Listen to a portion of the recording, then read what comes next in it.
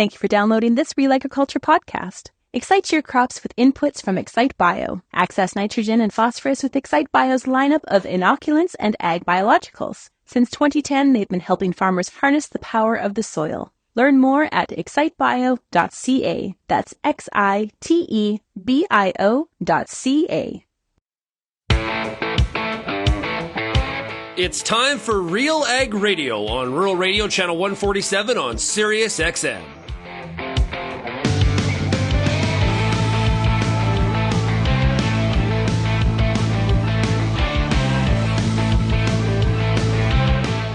RealAg Radio and RealAgriculture.com is your home for insight and analysis of the issues that are impacting your farm business. Let's get real and get connected with RealAg Radio.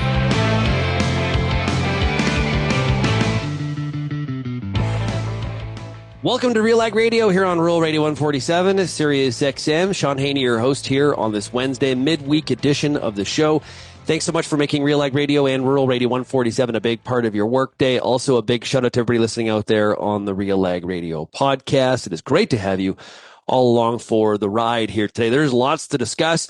Big U.S. election on Tuesday night. Yeah, it actually turned out to be not as close as many polls had forecast. It feels like tends to be sort of the reaction we have after some of the elections, not just in the U.S., but other areas as well. Pretty strong mandate for the second Trump administration. A lot of disappointment, I would imagine, on the Democrat side of the aisle. But what does it mean for agriculture in the U.S. and in Canada? That's something we'll be talking about, I'm sure, a lot here over the next few weeks. We are going to get the reaction from the Canadian Pork Council. Stephen Heckbert, the executive director, will be with us. They last week in Ottawa had lobby week, and them and the Canadian Meat Council, and they were talking about things like the immigration, temporary foreign workers, trade, market access. All of that became just a lot more important with a Trump administration in the U.S. Indeed, I'll get Stephen's reaction to all of that. We're also going to have a product spotlight today with Brandt. Brandt's got some really cool stuff happening. They've got a new release, a second generation 1345B U-Trough auger that Anthony Biglieni from Brandt is going to talk about here today. We've also got the results for October for the Canadian Farmer Sentiment Index. I'll roll through that with you as well. And Neil Townsend will be with us from Grainfox. He's going to provide a bit of a market outlook and what's happening in the markets, and probably a little bit of a reaction as well to what we saw in the U.S. election last night. Now, if you have any feedback, we'd love to hear from you. Send me an email, shaney@realagriculture.com. You can also, of course, call that RealAg feedback line, 855-776-6147. And you can also find Real Agriculture across all of the different social media platforms. Putting together a column on the what to watch out for now. We've talked a lot about related to the election. Yesterday I was writing a column about Bill C-282 and how it's really created friction and really frayed some relationships in ag circles in Canada. It's really pitted supply management, those industries and farmers versus the exportable commodities. And one has to wonder, is this all worth it? You got to think after last night's result, the challenges for Canada are so much bigger on whether or not they're going to rely on this flimsy piece of legislation to somehow protect market access for supply managed economy or the supply managed market in the country. Like, do you really think that this house of sticks of Bill C-282 is somehow a house made of bricks? Absolutely not. Whether we have the legislation or we don't, we know that a Trump administration in 2026 and a renegotiation of the USMCA or CUSMA agreement is coming for more market access in things like dairy. There's no, we could not possibly be that naive that we believe that we're going to be, sorry. Hate to break it to you. It's nice you want more market access, but we passed this bill and, it's like, it says we can't do this and we're sorry. That's just not exactly how this is going to work. Now, there are some positives for sure. Proposition 12 out of California, there's going to be a lot of pressure now to fix this in the Farm Bill. If Republicans control the House and the Senate and the White House, that is something that will somewhat potentially be a little bit negated in impact, which was a big concern for things like the Canadian pork industry. We'll be asking Stephen Heckbert about that. But tariffs are going to be a big discussion. Canada trying to negotiate itself out of some of the tariffs that the Trump administration, or the candidate Trump, former president, was talking about on the campaign trail. And although I would argue that the Biden administration hasn't exactly been trade friendly in some cases, we know that the Trump administration is going to come with a lot more bluster. Last week, we talked on Friday's show about some of the reactions that Canadian farmers have, who would be better for Canadian agriculture. And I think it was only like 17% said President Trump-elect would be good for Canadian ag. Some of the big concerns that farmers had, well, of course, were on the trade front and a poor relationship between Canada and the U.S. I will tell you, in some of the open-ended responses, there's a lot of Canadian farmers banking on the fact that a Prime Minister, Pierre Poilievre, would be able to have a better relationship with a President Trump than Prime Minister Trudeau. I guess time will tell. Obviously, we have to have a Canadian election in the meantime, and then we'll see how all that works out from a relationship standpoint. But hey, we're going to be breaking down this more and more. I got about 5 different opinion columns in my head that I got to get down to paper here today as much as possible. But if you have any feedback on any of that, we'd love to hear from you. Send me an email, shaney@realagriculture.com. Canadian farmers, U.S. farmers, I want to hear from both sides of the border on this one. Okay, let's take a break. When we come back, we got Neil Townsend from Grainfox right after this. Farmers feed the world with an ever-growing population and less acreage to do it. Since 1946, Nature's Alpine Solutions has been providing sustainable fertility solutions for all crops. We don't just sell fertilizer, we live and work in agriculture every single day. We're the pioneers of liquid fertility, selling the Nature's brand in the U.S. and the Alpine brand in Canada. To learn more, call us at 877-265-BIO-K today. If you're involved in the agriculture industry, it's important to stay informed on all the latest issues affecting your business. At RealAgriculture.com, we offer fast, reliable news, information, and insights to help you keep on top of all of the latest in Canadian agriculture. Visit RealAgriculture.com and sign up for our free daily newsletter covering everything from news, agronomy, animal agriculture, and much more. Visit RealAgriculture.com/subscribe today. Calling all Montana, Dakotas, and northern Minnesota growers, are you looking for a profitable addition to your farm that can deliver value beyond yield? The new Seed Omega-3 Canola Production System can help you unlock a guaranteed path to market with attractive premium opportunities and an active God clause. Contracts include first-in-class agronomy support and free on-farm pickup after harvest. Contracts are available now. Commit early to maximize your opportunity. To learn more, visit omega3canola.com.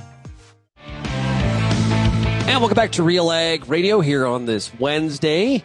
Hey, RealAg listeners, pay attention here. Canterra Seeds has 8 bags of their new CS 4100 Liberty Link canola available to be won by one lucky listener. There's one way to enter. You go to canterra.com/realag to find out more, and make sure you get your name into this. I think this is running till about the 15th of November. So make sure that's 8 free bags. You know how expensive canola is nowadays? To get 8 free bags, that's a lot of value. Please go to canterra.com/realag. Joining us right now to talk about the markets and maybe a little bit of a reaction to what we saw last night in the U.S. election and how that impacts some of the commodities is Neil Townsend of Grainfox. Hey, Neil, how are we doing? I'm doing well. How are you? I'm doing pretty good. Okay. Hey, we'll start there. Markets kind of opened flat this morning. What do you think, the reaction from market perspective to a second Trump presidency?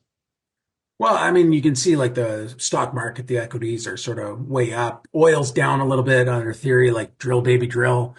But I think the space that we care the most about, the commodity space, grains, oil seeds, pulses, those kinds of things, like I think the general feel was that it's a little bit negative, probably because it injects a lot of uncertainty into the whole complex. I would caution a little bit and say, like, it's a little bit of a wait and see approach. Like, we don't really know what the policies will be for agriculture. We don't know how much of the more belligerent things Trump said during the campaign were just like, sorry, that's my phone. We don't know how much, the harsh tariffs and those, are those going to be reality, or was that just campaigning? There is a difference between what you say on the campaign trail and what actually happens. So, and, it'll be interesting though. I don't think, obviously, some people expected it, some people didn't expect it. It's still the decisiveness of his victory, I think, caught a lot of people by surprise. Yeah, and we can expect some pretty hard-nosed action on a trade from a trade perspective. Now, I think a lot of times in Canada we reflect that that has to do with us, and it no doubt will in some regards. But it's also going to be the case in other markets around the world, and it's going to be interesting to watch how this plays out between the U.S. and China. And where Canada kind of fits in that three-legged stool is maybe one of the weaker pieces of it, or at least the least amount of leverage. We've been in this predicament before. That has an impact on Canadian exports too. It could be maybe an opportunity, but also could go against us as well. Yeah, I think one of the questions I would have for, say, the next 24 months and beyond is, obviously global trade relationships between China and the US. That's the headline. How belligerent is it going to get? The other question I think we should all have, and this is something that's unfolding in real time, is just what will China look like in 24 months or in 36 months? They've had such a difficulty to kickstart their economy after the pandemic. And you start to think, well, okay, 1 year is okay, give them 1 year, give them 2 years, give them 3 years. But when you get into sort of the fourth or fifth year, you got to think, is this more of the directionality that Japan went once they hit sort of the 1990s, where they just started to have stagnation and stagflation because, the demographics were working against them. So I do think the China-US issue is huge, but I think China in and of itself is something that, from a Canadian perspective, we're going to have to watch very carefully, because we've sort of counted on them for being this market. The world's counted on them for being this market to mop up sort of some of the surplus. I mean, are they going to be that market, when we're sitting here talking in 2031 or something like that? And I think that as much as the U.S. administration matters, I mean, I think China is a huge, huge question mark. Yeah. Do you expect there to be Chinese tariffs on Canadian canola at some point in 12 months? If you'd asked me that question a month ago, I probably would have said 100%. Now I'm sort of more down in the 60, 70% range on that, just because it seems like there's been some wording from Canada in and of itself that maybe we're thinking of backing off on our EV tariffs. So that was one of the issues that, again, they're all unrelated things, supposedly. But, I think that's one of the sticks in the mud that China saw and didn't like. And there's really been no word since the initial sort of, hey, we're going to launch an investigation. We saw with Australia, the investigation did close the doors for barley into China. The whole process lasted 3 or 4 years. And in the end, they came to sort of an agreement, and they decided okay, you're back in, you've got, most favored nation for barley again. I don't know. The other thing I would say is it really seems like China wants and in some ways needs the canola. So they've imported quite a bit more than they imported at this time last year. Apparently their forward buying is still being fairly good. I mean, it's slowed considerably since the announcement was. So I just wonder if there's more ground there for some commonality, and perhaps something can be worked out so that we don't go to the more ballistic state of affairs. And then the other thing I would say is, I think one thing that is in favor of Canada maybe not facing the most significant consequences is that the canola balance sheet is tight enough that maybe China doesn't have as much leverage in canola for at least the next 8 to 12 months. We don't know about 25, 26, 26, 27, because remember, if they do start the tariff process in January, it has a multi-year impact because it's such a slow process. Yeah, how that canola balance sheet, I've heard a wide range of forecasts in terms of where people think the final yield production number will work out to. I know when we talk to farmers here on RealAg Radio, and especially on the Farmer Rapid Fire, disappointment for the most part across the prairies in terms of where the yields were relative to the expectations, even with a dialed back expectation after all that July heat. Do you have a number in mind when it comes to the canola production number? Yeah, first of all, I love the farmer rapid fire, and we love ground intelligence at Grainfox. Like we try to feed it up, and it fits very much in line with what I've heard on RealAg and other places like that. It was a palatably disappointing crop, this canola. So we've heard some numbers of below 18 million tons. There was an article in, the Western Canadian farm media that said that. We're not there yet. Now, we kind of take a holistic approach to this supply and demand balance. Like things have to make sense to us. So one thing is if you're telling us that farmers only had, and this StatsCan told us, they think that farmers only had like 700 or 800,000 tons on farm at the end of 23, 24, like that math doesn't work because they delivered like, 1.5 million tons in the first 4 weeks that we don't believe was, brand new production. We believe that probably came out of the bin or something like that. So, any way that you slice it, you have to figure out that the balance sheet is probably a little bit larger than what StatsCan says, but the production was not good this past year. And so our number is in about the 18.4 million ton range. I wouldn't want to bet very much cryptocurrency on that or any money, gold bars, whatever. I would just say that, the whole balance sheet has to work. And somehow it doesn't work if you're going to go with like a sub 18 million ton production and then the on-farm carry-in that Stats Canada has. Something doesn't really measure out there. Before we wrap up here, what about corn and beans? What are you seeing there relative to a U.S. probably being a lot more boisterous on trade? That circles back to China a little bit. Yeah. And the playbook has been reduced exports because we're talking tough on trade, and then payments to farmers for compensation for the trade war. We could see 2.0 of that. Yes, exactly. I mean, we do forget that just prior to the pandemic, like there had been trade war, and then we got sort of, what was a pretty good deal for American farmers that Trump and his team negotiated. So, there was that, I can't remember the exact term of it, but 1.0 or phase one, I think it was, and then phase two. And these were big numbers that China had agreed to. So on the corn front, I think, one thing that will dictate U.S. policy is they have relative abundance right now. They have a lot of corn. Now they've been very aggressive in making export sales right now. But if it looks like they're staring down the barrel of another very large crop next year, to try to lose market access to critical markets is not, that great. Now, China hasn't actually bought that much corn from the U.S. this year. I mean, Mexico's, this gigantic market for them and seems to be a growing market for them. On the soybean front, I think the problem is a little bit more clear and present. I think that the soybean is very heavy at the moment. All of the stuff with biofuel, that's going to be sorted out in the next administration. There's going to be probably a very different view. There's probably going to be some big contention, even within groups of the Trump administration, Congress, Senate, about what to do with biofuel. And then the farmers will definitely want more of that to be either mopped up internally or better market access offshore.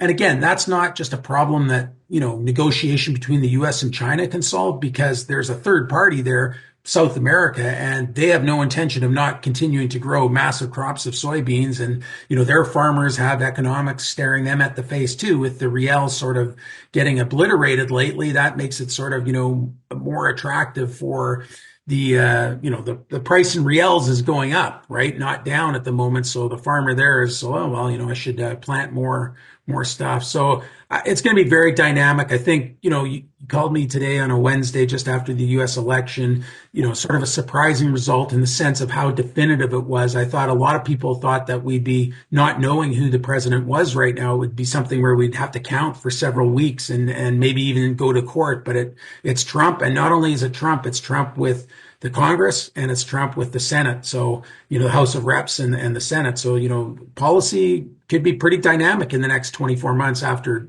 January 20th when he takes over. And we already start talking about those 2026 midterms, right? Okay, we got about 30 seconds left. I'm going to talk about it later on RealAg Radio today. Yeah. Canadian Farmer Sentiment Index. Farmers looking, are good time to hold or to sell their commodities. A 121. Farmers a little bit more bullish on ag commodities than they were back in July. What does that tell you? Yeah, I think they should be. I think we've seen some pretty big harvest pressure here around the world, most specifically in the United States. So, our general policy, we sold fairly aggressively to this point. So, on most of the commodities, we're 50 or 50+% sold. But at this immediate time, other than trying to make some sales in the feed market, for feed wheat or feed grains, we're maintaining strategic inertia. We think there's upside for this market. And again, we're cautiously optimistic, understanding that there's political risk, some geopolitical risk, and perhaps even some macroeconomic risk. But I think a definitive election result in some ways is preferable to the alternative. Hey, great stuff, Neil. Really appreciate it. Thank you very much. Townsend of Grainfox. We'll be right back on RealAg Radio right after this. We're going to talk to Jack Legg, SGS's business development manager. Yes, so at our facility, we're predominantly testing for nutrients. So soil testing for fertility to manage crop production. But SGS also has many different labs in the network, so we can help out from an environmental standpoint. Maybe it's heavy metals testing or contaminants. We've got seed testing capabilities. You can find out more about SGS to help you elevate your business by calling 1-800-952-5407. If you only listen to RealAg Radio, you only get half the picture.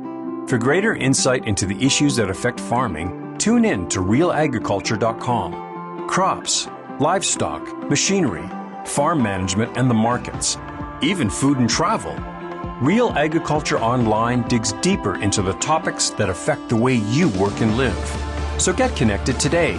Read, watch, and listen to the people who know at RealAgriculture.com. Johnson at WheatPeak, RealAgriculture.com. I'm the host of The Word, and I love doing The Word. I love the questions. I love the challenges. I love having to apply agronomics to all over the globe and areas outside of my normal jurisdiction. Also, I love the feedback the most, where growers challenge me, tell me about their plot results, help me to learn. The Word, absolutely the best part of my day. And welcome back to RealAg Radio. It's now time for a product spotlight with Brandt. We are joined right now by Brandt's sale manager for agricultural products for Canada and the Northwestern United States. It is Anthony Biglieni. Anthony, how are we doing? I'm good. And yourself, Shaun? Hey, man, I'm doing fantastic. We've settled in here to a little bit more winter-like conditions. It's a good time to really think about what are some of the equipment needs you're going to have for the upcoming growing season for 2025. We're going to talk today about the 1345B U-Trough auger from Brandt. Tell us about it. Yeah, back actually in 2021, we launched our first generation of the U-Trough auger. Really a result of increased demand for a high capacity, gentle handling auger. And so then over the past 3 years, we've had some product improvements to that first generation. Really took away some wants and needs from the customers, and that's ultimately led us to the Generation B. So, this auger has been ultimately a redesign from the ground up, really focusing on some easy access to components, reliability, reliable operation, peak performance for all crops and conditions. Yeah, I think it's really important when you match kind of what the engineers put together, and then you layer on top of that customer feedback in terms of what the farmer, the actual customer, the user sees in terms of what would take that product to the next level. Then you get, the 1345B, that next generation U-Trough. So what makes it stand out in the market from your perspective? There's a couple different things. The U-Trough is a matured product now. Looking at all competitors that are out there, but first and foremost is that we've got two intake options. We're talking load out, fill in trucks. And when you look across the prairies and agriculture, there's a lot of different vineyard setups out there. And the fact that we are the only ones that offer two intakes, we can kind of work with a new grain bin that's been built and designed in 2024, or one in a vineyard you've inherited or was your grandpa's and has those bins built in 1984. So we've got a high capacity intake, which is, works focused and heavily on capacity and pushing the most, and then a low profile intake that's really to get under either those low bin unloads or those wide diameter hopper bins. Other items that push is, we want to make sure this auger has got high capacity for all crops, not just canola. U-Trough really has come around an idea from canola, but we know there's other grains and commodities out there, and not all grains are always perfectly dry, easy to move. So we've put a priority on torque and speed, not just speed. So we can push some tough grains out of this thing and keep capacity high. Well, we're kind of getting into trade show season, so you're going to be able to talk lots with some of those loyal Brandt customers and new ones. As you've been looking at this new generation U-Trough, the 1345B, what have farmers been saying about it? Yeah, so when we're doing our testing on this, the later portion of the testing is what we kind of refer to the validation. And so that's where we took our prototypes once to a certain point to a variety of customers to get some validation and some customer feedback. So variety of things come back. So first and foremost, the speed and capacity of it, really liking what it can put out. We're really bumping up on the limits of too fast, which is the goal. Here, we want to make sure if you got trucks lined up, we're moving it out. Ease of operation, where everything's accessible from a ground level has been a key feedback item. And then upgrade on the clutch and gearbox over a previous generation has been another big feedback item. Cool. So how does somebody get their hands on one of these? That's a good point and a good question. So I mentioned brand new product items just rolling off the line. So twofold. First, reach out to your local Brandt Industries dealer. We got a great dealer network across Western Canada. These units are just starting to show up into yards. Second thing is we've got a bunch of demo units just working their way out with our Brandt Industry Territory reps. So if you're interested, reach out to your local dealer. Let them know we can get a demo to your yard so you can see what's new, what's unique about this B series. And are they available in both Canada and the U.S.? Currently, our units are available just in Canada. We'll be launching here into 2025 into the U.S. Okay, good stuff. If somebody wants more information, obviously they can talk to their local dealer, but they can also go to brandt.ca. You bet. Anthony, thanks a lot for joining us here today on RealAg Radio. Really appreciate it. Thanks, Shaun. And once again, that is the 1345B U-Trough auger from Brandt. That website is brandt.ca. We'll be right back on RealAg Radio with more right after this. I'm Lindsay Smith from RealAgriculture.com. Join me Monday nights for The Agronomists, a 1-hour live and interactive show broadcast across YouTube, Facebook, and X. Monday nights at 8 p.m. Eastern, I host expert agronomists from all over the country to give you answers to some of the toughest agronomic questions. Join us live or catch the replay Tuesday morning. That's The Agronomist with me, Lindsay Smith, Monday nights live at 8 p.m. Eastern. There's a reason we call it the Corn School. Videos on everything from planter setup to weed control, field trial results, and the latest yield strategies. The Corn School on RealAgriculture.com has the information and advice you need to help you succeed. Brought to you by Pride Seeds and BASF. Corn School episodes are available at cornschool.com, from RealAgriculture.com, or as a podcast in your favorite podcast app. Check out the latest Corn School episode today.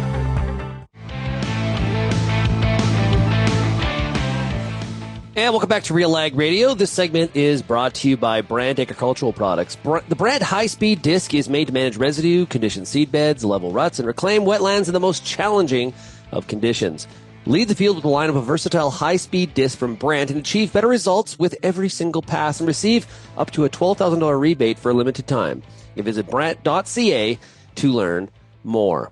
Okay, there's a lot of farm groups that have been going through Ottawa on what we would call like a lobby week, talking to different parliamentarians on the House and the Senate side, trying to make sure their issues are known, heard, and something can be done about it. One of those groups was Canadian Meat Council and Canadian Pork Council alongside. Joining us right now is Executive Director at the Canada Pork Council, and it is Stephen Heckbert. Stephen, great to have you back on the show. Thanks, Shaun. Good to be back. I'm in Saskatchewan today, so lobby week last week, and now back at it at the Sask Pork Expo or Symposium this week. So, but great to join you from here in Saskatoon. Yeah, how day one was yesterday, right? How was the meeting going? Day one was yesterday. It was very good. Learned a lot. One of the things I like about the pork industry is I learn something every day. It can be exhausting to learn as much as I had to learn yesterday. Lots of research presentations yesterday, but it's really about, trying to improve efficiency, improve, operations on farm. And I think important for us to hear that stuff, because sometimes, as you just talked about, we're advocating in Ottawa, right? That's sort of our number one job, is to advocate in Ottawa. But pretty important for us to hear what's happening on the ground to producers, and some of the particular challenges they're facing with respect to certain policies that governments, provincial or federal or municipal, are talking about, and the impact that has on their ability to be competitive. So in Ottawa, what were some of the key messages that you had for some of the parliamentarians? So we had really three key messages, Shaun. We continued to talk about ASF, and I know sort of, folks in agriculture may be thinking to themselves, well, surely they've heard the ASF message. But I think one of the things you learned yesterday in the American election is that consistency is very important. We have to be talking about ASF, its challenges, our efforts to prepare for it, what we need from government should it hit us. That's an ongoing conversation until, hopefully it never arrives. But we will be talking about that until, either the crisis has passed completely or, we're unfortunately in the middle of that crisis. And so we were talking about that, talking a little bit about temporary foreign workers and agriculture's ongoing need for a proper policy around that. A lot of government folks at this time elected from urban and suburban areas, and so may not appreciate fully the challenges of rural areas in terms of retaining and attracting talent. So important for us to talk about temporary foreign workers, not just from the producer perspective, but the processor perspective as well. And then finally, we were talking a little bit about trade and trade implications. And, as you will have seen last night in the U.S. federal election, trade is going to be an issue that we're going to have to talk about. The new President-elect Trump, has said that he wants to renegotiate what they call USMCA, what we call CUSMA, and what Mexicans call TMEX. So, there is going to be a renegotiation of that, and we need to get our ducks lined up in a row, and we need to be ready for that conversation as soon as we possibly can. One of the other areas of focus from the campaigning on the Trump side was the talk of tariffs, 10%, 20% tariff on all goods coming to the U.S. Actually, earlier or it was late last week, even talking from a Mexican perspective, maybe that tariff needs to get to 100 if they don't close the northern border. Canada's a little bit of a different situation in that regard. But what does a 10 or 20% tariff do to the Canadian pork industry trying to get goods into the U.S.? Well, I don't want to get into hypotheticals, Shaun, largely because, what politicians say on the campaign trail and then what they actually deliver can be two different things. And we happen to think, pork's integration across the supply chain between our three countries is probably going to help us. There's no active effort among American pork producers to lobby that we be included in that kind of tariff. Even if you listen to folks, I heard some folks on the newscast last night. It was really about if there's a product made somewhere else that Americans make and it's being subsidized by the government, then that's where they're looking at those kinds of tariffs. And obviously that doesn't apply in the case of Canadian pork producers. So, we think we've still got a pretty good story to tell that we're, cost competitive with the United States, but we're not in any way, shape, or form being unfairly subsidized by our government. So, our hope remains, and hope is not a strategy, but our hope remains that we will work together with our American counterparts and our Mexican counterparts, and hopefully basically just take pork right out of the CUSMA review and avoid that kind of tariff talk, at least in our sector. From your perspective, is CUSMA or USMCA, however you want to refer to it, is it working for the Canadian pork industry? Are you happy with the agreement as is? Well, the funny part is that like NAFTA was working pretty well for us. We took what folks asked us to do pretty seriously, right, in this industry. So it was clear that the markets want an integrated supply chain that basically works well across those three borders, and that's what we've done, right? We have an ability to ship live hogs into the United States either as weanlings or as market hogs for American processors. We import basically an equal amount of American pork back as we send across the border. So our two countries, in terms of their trade, is sort of net, equal. It's just that we, export about 20% and they import about 20%. So, that kind of a cross border is frankly what everyone said they wanted to do. They wanted an integrated supply chain across North America. We delivered. So hopefully that will stand us in good stead, because that really is, what economists and what, government officials would have asked of any industry in the past years. Now, you had mentioned, or we were talking about immigration, and the Canadian temporary foreign workers has definitely been under the microscope of some of just Canadians in general. Yeah. How important is that program to the pork industry, and making sure that you have that kind of a supply of labor to the industry? So it's vital. I mean, and it's vital because and I'll give you the example of a plant in Moose Jaw. So you may know that North 49, the new plant in Moose Jaw, advertised in Moose Jaw for folks to apply for one of the 120 positions, and they got 10 applications from within Canada. 10.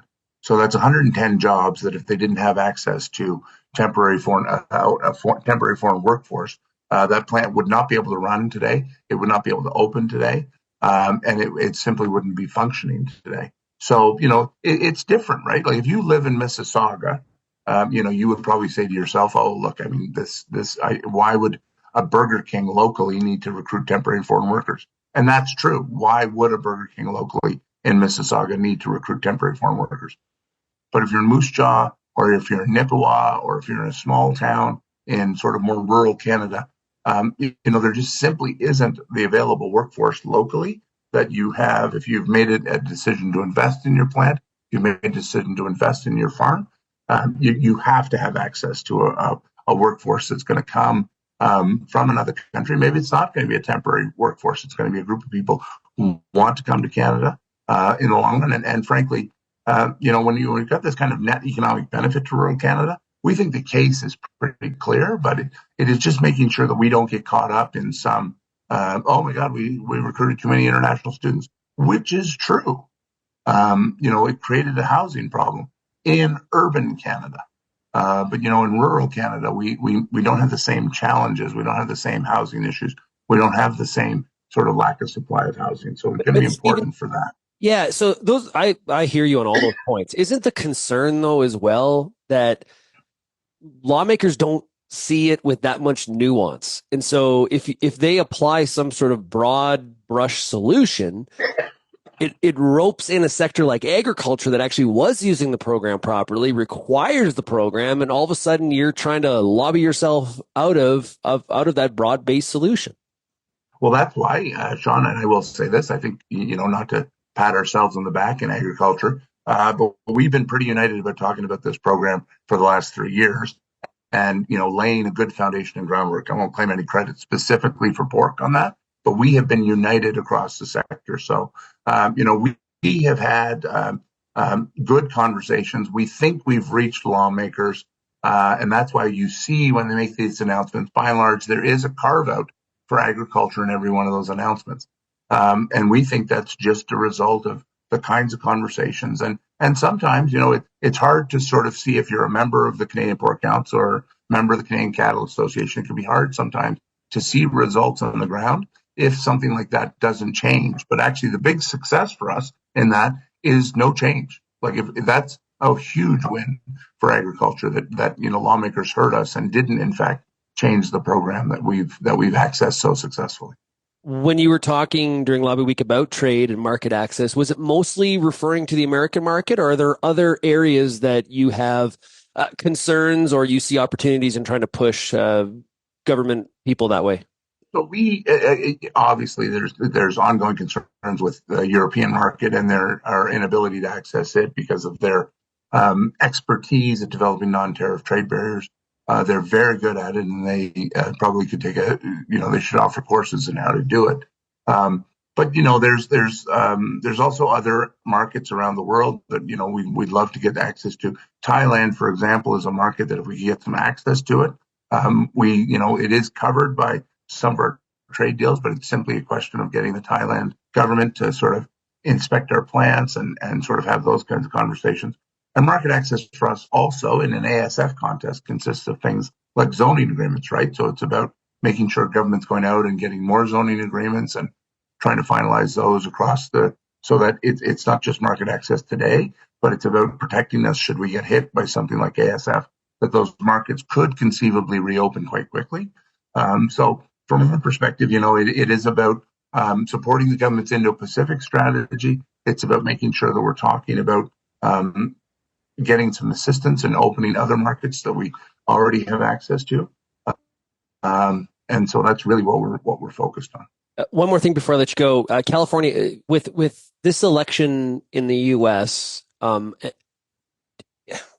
is there any messaging coming out of CPC when it comes to California's Prop 12 and some of the other states that have similar sorts of legislation, how that's impacting trade potentially down the road? And how does this election potentially factor into that? Sort of put that puzzle together for us. So, look, I will say this is one area where hopefully this election will get us a farm bill through that will deal with those sorts of state level trade barriers, right? Our position on Prop 12 has always been, look, we're not going to get into a debate about the particular things, but we have a trade agreement with the United States of America. We don't have a trade agreement with New York and California and Massachusetts and Nevada.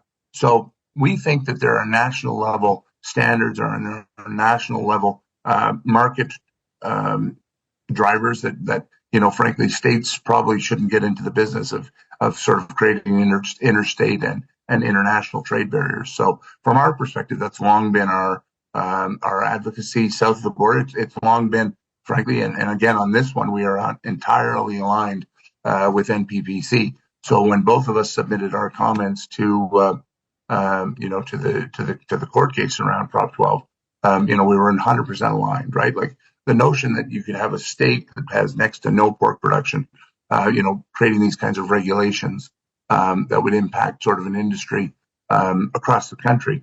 That's really one of the things that we're hoping the new farm bill, when and if it passes, will deal with these kinds of state level trade barriers. Great stuff. Stephen, enjoy the meeting of Sask Pork today in Saskatoon. Say hello to everybody there for us at Real Agriculture, and we'll talk to you again soon. Well, thanks very much, Shaun. We'll be right back on RealAg Radio here on Rural Radio 147 Sirius XM right after this.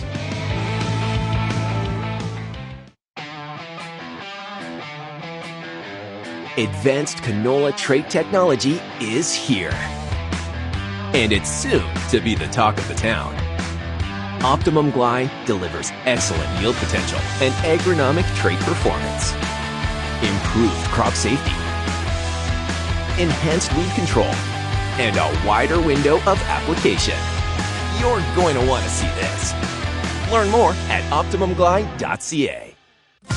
What were the issues in your fields this year? Did you do a soil sample? What is your soil sample telling you about some of the nutrient issues that you might be having going into next year? What herbicides did you use? What residues you might be concerned about? What weed issues did you have? What crop residues did you have? How well do you know your fields?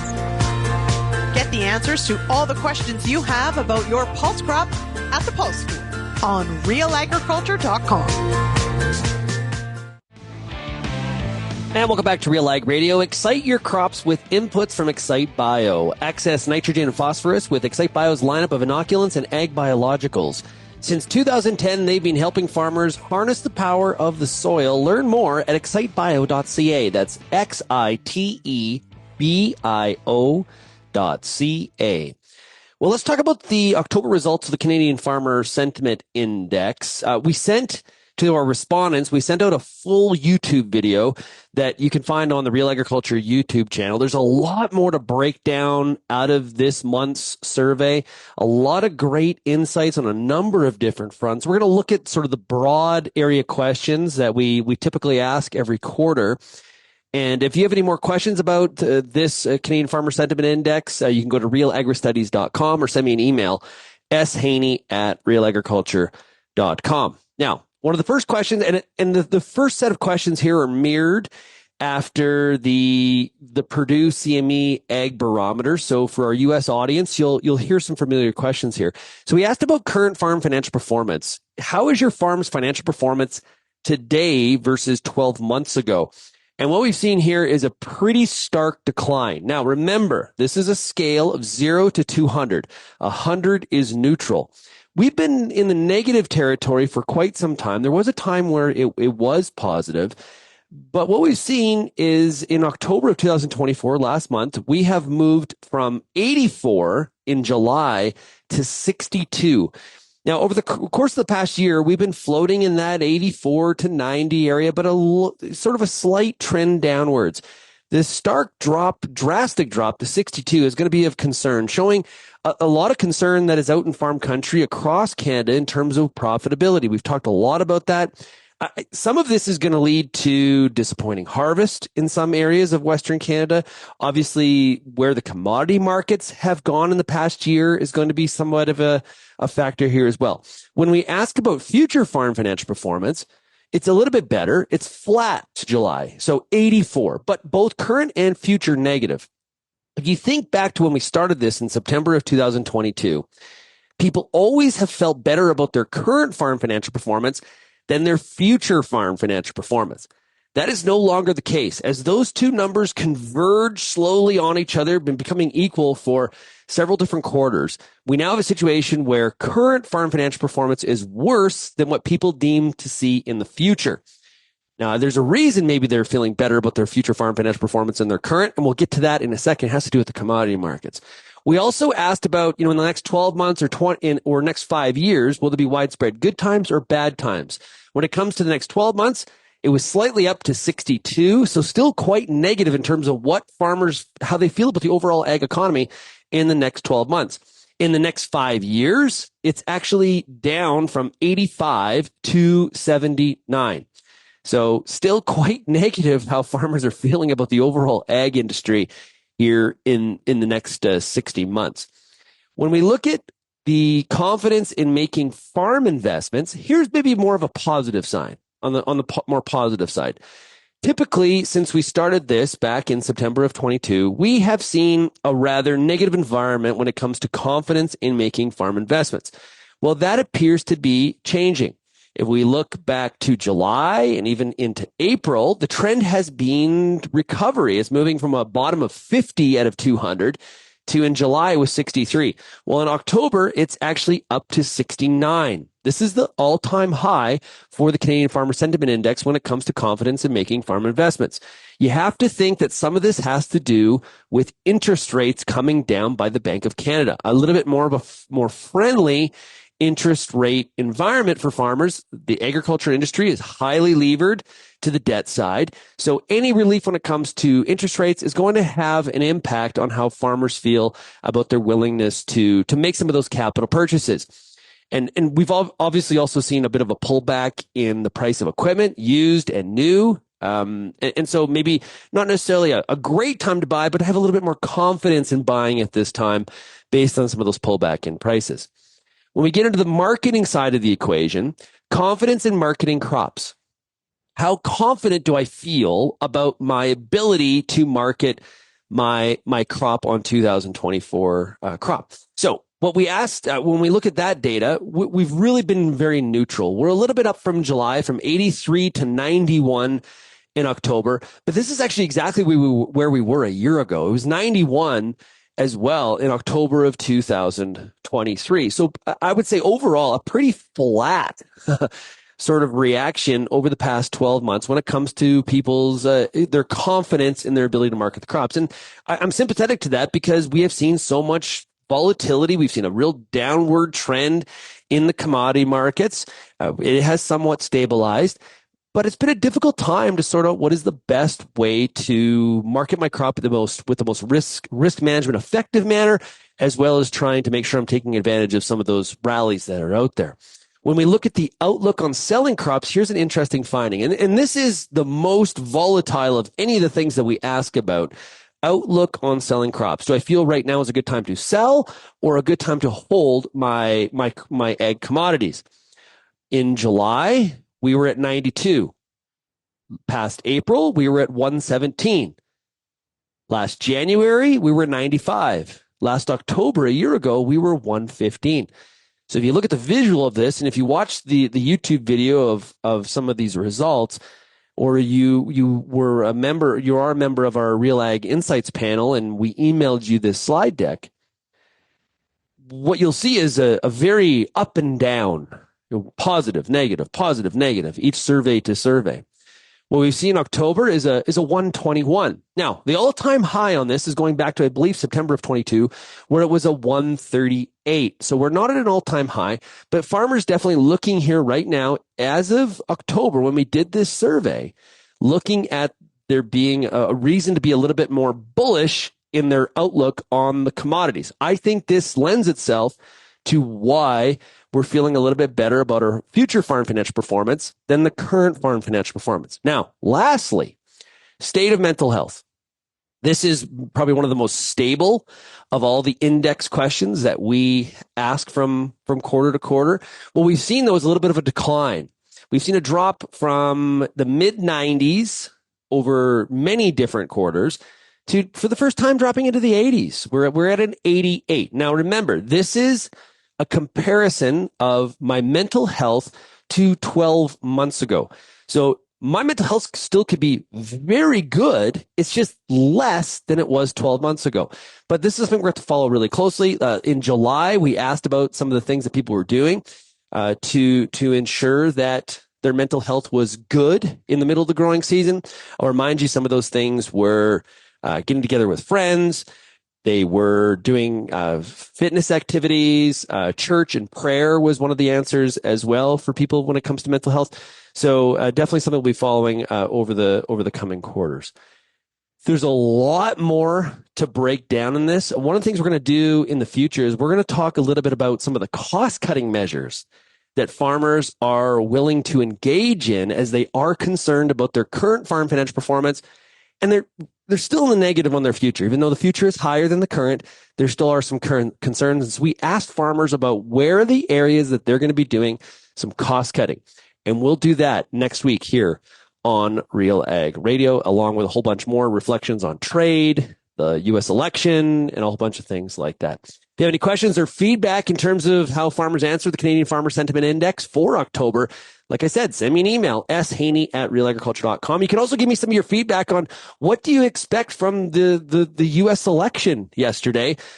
Big win. I think that's the one way to describe it. A big win, a pretty strong mandate for Donald Trump elect and the Republicans when it comes to the Senate, potentially the House. As of the time that we're doing this, we still don't know where those House races will shake out, but a pretty strong mandate where the Trump administration could even have the popular vote as well. Pretty steep decline on the Democrat side. No doubt there's a lot of disappointment on that side of the aisle on their election performance here in 2024. But what's your reaction? What do you think? What's some of the outcomes for U.S. agriculture? How about Canadian agriculture? Are you worried? Are you calm? What are your thoughts? You can, like I said, send me that email, shaney@realagriculture.com, or call the Real Ag feedback line, 855-776-6147. Thanks everybody for getting real and getting connected with Real Ag Radio, and we'll chat again tomorrow. Cheers, everybody.